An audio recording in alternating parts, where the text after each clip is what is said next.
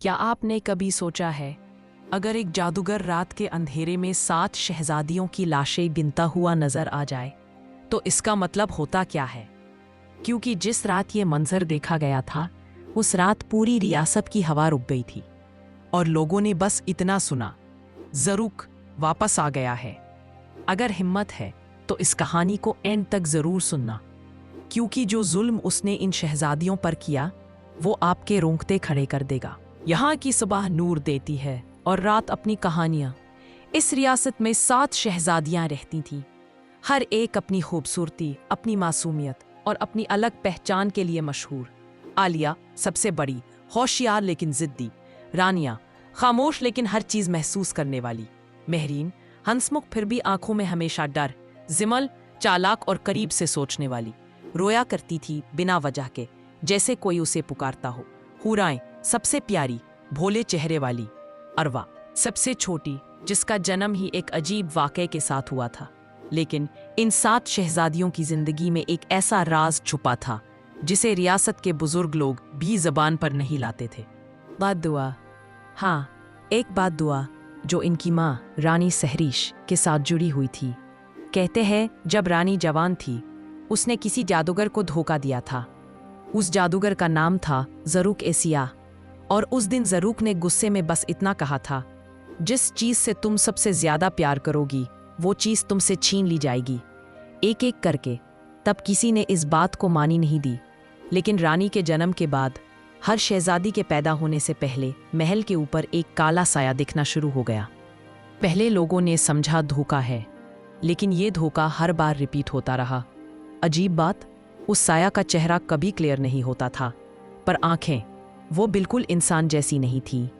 और सबसे डरावनी बात, रियासत के पुराने खादिम अक्सर कहते, जब भी 7 का नंबर इस महल में पूर्ण होता है, कुछ बुरा होता है। इस बार 7 शहजादियाँ थीं और महल में लोग देर से डर जल्दी समझ गए थे, ज़रूक का वापस आना अब सिर्फ वक्त की बात थी। रियासत में सब कुछ नॉर्मल लग रहा था, लेकिन रात की हवा अजीब तौर पर ठंडी होने लगी। ऐसा लगता था कि हवा चल नहीं रही, बल्कि सरक रही हो, जैसे कोई सांप जमीन पर फिसल रहा हो। उस रात महल के साथ वाले पुराने बुर्ज से पहली बार एक ऐसी घंटी की आवाज़ सुनाई दी जो इंसानी नहीं लग रही थी। आवाज़ हल्की नहीं, सीधे दिमाग के अंदर घुस जाने वाली थी। महलदार ने सोचा शायद हवा होगी, लेकिन घंटी की आवाज़ हवा से नहीं, किसी से बुलाए जाने पर होती है। सुबह जब सब शहजादियां नाश्ते के लिए महल के रॉयल हॉल में पहुंचीनी थी, सिर्फ एक की कुर्सी खाली थी। आलिया गायब थी। पहले सबने समझा शायद वो लाइब्रेरी या गार्डन में होगी, लेकिन 2 घंटे बाद जब हर जगह तलाशी ली गई, तो एक जंगल की तरफ जाने वाले पुराने मकबरा के पास खून का एक छोटा सा फूल मिला, जैसे खुश्क खून का फूल हवा से हिल रहा हो। हजूर, ये इंसानी खून नहीं लग रहा, ये किसी जादू का हिस्सा हो सकता है। सबसे डरावनी बात, दीवार पर एक लंबा काला निशान जो बिल्कुल सीधा आलिया के कमरे से मकबरा की तरफ जा रहा था, जैसे कोई काला हाथ दीवार पर घसीटा गया हो। कमरे की दीवार पर एक अजीब सा निशान नजर आया, 7 गोल दायरे एक ट्रायंगुलर नक्श के अंदर, और बीच में एक लाल अंक। किसी ने पहले कभी ये साइन नहीं देखा था, लेकिन पुराने जादुई ग्रंथों में एक बात लिखी हुई थी, जहां रेड आई सिंबल हो वहां देखना मना होता है। उस रात नौरीन ने सोते वक्त इसी की हल्की फुफकार सुनी।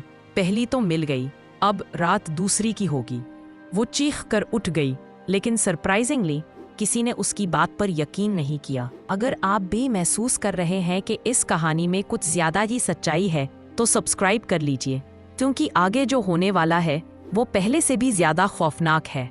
आलिया के गायब होने के बाद महल में डर का माहौल फैल गया था, लेकिन सबसे अजीब बात यह थी कि एक भी आवाज, एक भी चीख, एक भी निशान उसकी जिस्मानी तकलीफ का नहीं मिला। ऐसा लगता था जैसे वो दुनिया बदल चुकी हो। रात के 2:37 पर रानिया की धड़कन अचानक तेज होने लगी। उसने अपने कमरे के दरवाजे से बहुत हल्की सांस की आवाज सुनी, अंदर नहीं, बाहर से। फिर दरवाजा खुद ब खुद थोड़ा सा जो गया और एक बहुत धीमी आवाज में विस्पर सुनाई दिया, मैं तुम्हारी हंसी नहीं, तुम्हारी खामोशी चाहता हूँ। सुबह जब कमरा खोला गया, रानिया जिंदा थी मगर गूंगी, बिल्कुल आवाज बंद, बोलने की सलाहियत खत्म। उसकी जबान बिल्कुल ठीक लेकिन हल सकती नहीं थी, जैसे किसी ने उस पर जादू का ताला लगा दिया हो। महरीन को लोग हमेशा हंसी मजाक करती देखते थे, लेकिन उस रात उसकी हंसी किसी और की प्रॉपर्टी बन गई। कमरे में किसी का साया दीवार पर नजर आया और महरीन की हंसी धीरे धीरे कंट्रोल से बाहर होने लगी। फिर खौफनाक हो गई, फिर मजबूरी वाली, फिर दर्द भरी। एक वक्त आया जब हंसी इतनी ज्यादा हो गई कि उसकी सांस टूटने लगी, और सुबह जब दरवाजा तोड़ा गया, महरीन जिंदा थी मगर चेहरा बिल्कुल बेएहसास, और होंठ हमेशा हंसी की शेप में फ्रीज हो चुके थे। जिमाल सबसे ज्यादा होशियार थी। उसने जादुई किताबों, नक्शों और सिंबल्स का मतलब समझना शुरू किया, लेकिन जिस वक्त उसने रेड आई सिंबल को पानी में डालकर डिकोड करना चाहा, तो पानी का रंग लाल हो गया और अंदर से सिर्फ एक लफ्ज निकला, अगली तुम हो। रात में उस पर ख्वाब नहीं बल्कि सपनों का कैद टूट पड़ा। सुबह वो खुशियों हवस में नहीं थी, आंखों में डर का समानदार, और जुबान पर एक ही जुमला, वो वापस आ गया है और हम सिर्फ शिकार हैं। अब 4 शहजादियां बर्बाद, 3 बाकी, और रियासत में लोग शुरू हो गए कहने, 7 का नंबर पूरी तबाही का सिग्नल होता है। आप बताओ, अगर आप उन शहजादियों की जगह होते, क्या आप दरवाजा बंद कर लेते या महल छोड़कर भाग जाते? कमेंट्स में जरूर बताना। आलिया, रानिया, महरीन और जिमाल के साथ जो कुछ हुआ, उसने पूरी रियासत को चुप रहने पर मजबूर कर दिया। महल के अंदर इबादत से लेकर जादू तोने हर तरीका आजमा लिया गया, लेकिन रात की चीखें और दिन की खामोशी और ज्यादा भयानक होती जा रही थी। राजा सिकंदर, जो कभी ताकत और हैबत का निशान था, अब ताख्त के सामने जमीन पर गिरकर आंसू बहा रहा था। उसकी सांस जलती हुई, उसकी आंखों में थकान नहीं, हार नजर आ रही थी। उसने आखिरी उम्मीद के तौर पर अपने महल की सबसे पुरानी रूहानी मशवरान, एक अंधी खामोश औरत रूह बानो को बुलवाया, जिसे सालों पहले अंधेरी ओवतों की जुबान समझने के जुर्म में महल से निकाल दिया गया था। जिस वक्त रूह बानो महल में दाखिल हुई, हवा का वजन बढ़ गया, जैसे महल ने खुद उसकी वापसी महसूस कर ली। उसने बिना कुछ बोले महल की ठंडी जमीन पर हाथ रखा और सिर्फ 2 सेकंड्स में जमीन धुआरता हुआ बर्फ जैसे ठंडी हो गई। उसकी सांस रुक गई और उसने धीमी फटती हुई आवाज में कहा, वो वापस आ चुका है और इस दफा तयत तोड़ने आया है। रुहबानों ने राजा से कहा कि तहत के नीचे वो चीज मौजूद है जिसे सालों पहले छुपाया गया था। महलदार ने तहत हटाया और वहां से सुनहरी, पुरानी, सदियों से बंद डब्बी निकली। डब्बी खोलते ही अंदर से जल चुकी पार्चमेंट निकली, जिसमें कुछ लिखा हुआ था, जब 7 रूहों का दायरा मुकम्मल होगा और रात खून के चांद से रोशन होगी, तो कैद का दरवाजा टूट जाएगा। रियासत की एक शहजादी को मरना नहीं, मगर रूह इंसान के दरमियान फंसना होगा, ताकि वो कुदरती ताकत का वारिस बन सके। राजा का चेहरा पीला पड़ गया, क्योंकि इसका मतलब था शहजादियां सिर्फ शिकार नहीं, उनमें से एक को कुदरती कुव्वत का मरकज बनाया जा रहा था। कोई मरना नहीं था, किसी को इंसान रहना भी नहीं था। उसी रात महल की ऊंची खिड़कियों के पीछे से बस कुछ लम्हों के लिए 2 लाल आंखें चमकती नजर आईं। कोई चेहरा नहीं, कोई जिस्म नहीं, सिर्फ आंखें। फिर हवा में एक ऐसी आवाज गूंजी जिसने 3 लोगों पे दिल की धड़कन रोक दी। 4 हो चुकी, 5वीं रूह अब मेरी है। महल का हर दिया उस पल खुद ब खुद बुझ गया। डार्कनेस अब सिर्फ महल पर नहीं, शहजादियों के नसीब पर भी उतर चुकी थी। 7 शहजादियों में से पहली 4 बर्बाद हो चुकी थी। अब सिर्फ 3 बाकी, नौरीन, हुरैन और अरवा। और रात का अंधेरा हर सांस में खौफ और इंतजार भर रहा था।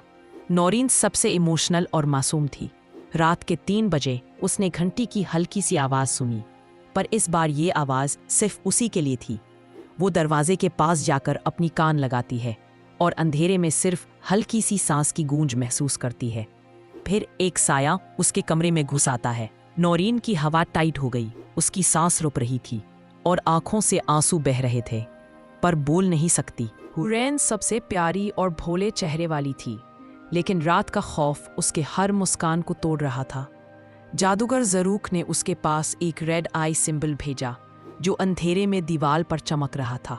हुरैन की हंसी धीरे धीरे गुस्से और दर्द में बदल गई। और फिर वो एक पल के लिए गायब हो गई, जैसे महाल के साये ने उसे चूस लिया हो। अरवा सबसे छोटी थी, लेकिन उसमें एक छुपी कुदरती ताकत थी। जादूगर को शायद पता नहीं था कि अरवा ही आखिर का वारिस है। रात का अंधेरा, महाल की दूरी और ज़रूक की लाल आंखें सम अरवा को अपनी तरफ खींच रही थी। फिर अरवा एक सडन मूव करती है। वो अंदर से छुपी हुई रूहानी कुव्वत जगाती है और घर के साये उसके गिर्द घूमने लगते हैं, जैसे महाल का अंधेरा खुद उसके लिए हिल रहा हो। अब वक्त आ गया है, तुम मेरी बनोगी या मैं तुम्हारा शिकार बनाऊंगा। अरवा एक लंबी सांस लेती है, अपनी अंदर की कुदरती ताकत जगाती है। अरवा को याद आता है उन सारी भाई बहन की मुस्कान और उसकी माँ का सफ़र। वो कहती है, मैं अपनी फैमिली के लिए लड़ूंगी और तुम्हें कभी रियासत का शिकार नहीं बनाने दूंगी। ज़रूक अटैक करता है, मगर अरवा के कुदरती शील्ड से एनर्जी रिफ्लेक्ट होती है। महल में खामोशी, शहजादियां की रूहें जो पहले बंद थी अब फ्री हो जाती हैं। अरवा पूरी कुव्वत के साथ सरवाइव करती है और पहली बार सबके लिए चमकती रोशनी बन जाती है। लेकिन महल अब भी हॉन्टेड लगता है। वॉल्स में शैडो आउटलाइंस अब भी दिखते हैं। विंडोज से हल्की हवा में विस्पर्स सुनाई देती हैं। मैं लौट सकता हूँ। अगर आपको ये कहानी पसंद आई और आप चाहते हैं कि मैं ऐसी और असली हॉरर स्टोरीज लेकर आऊँ, तो सब्सक्राइब कर लीजिए और बेल आइकन दबाना मत भूलिए।